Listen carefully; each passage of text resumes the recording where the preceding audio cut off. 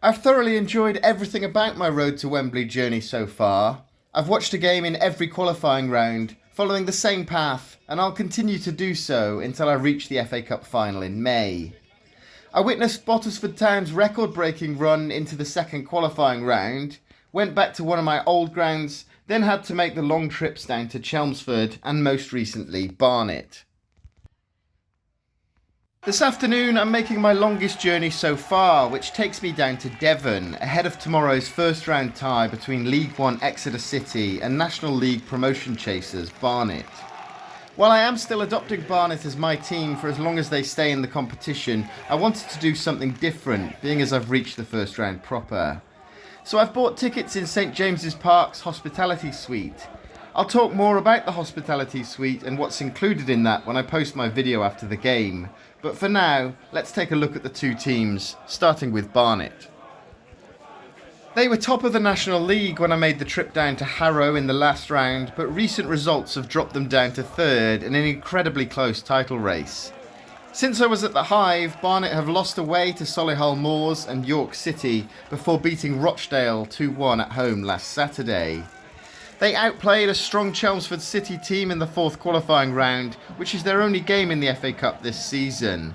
They looked really disciplined and organised in that game, and they will be capable of causing Exeter some problems tomorrow. It'll be interesting to see how much importance Barnet put on this competition though, with the priority surely being winning promotion back to the Football League. Exeter City play at St James's Park, which has a capacity of 8,720, with their average attendance being a little over 5,500 so far this season. The Grecians play in League One, where they currently sit in 11th place.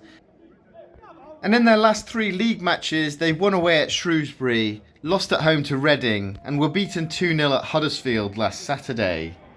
They've reached the quarter-finals of the FA Cup twice. The first time was right back in 1931, where they lost to Sunderland after a replay.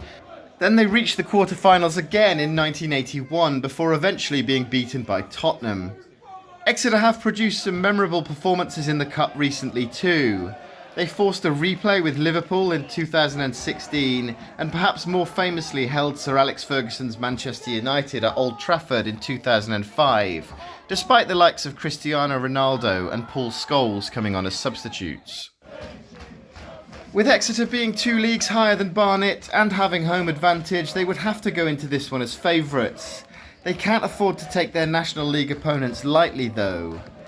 As the FA abolished replays from the first round at the start of the season, this game will be decided tomorrow, one way or another.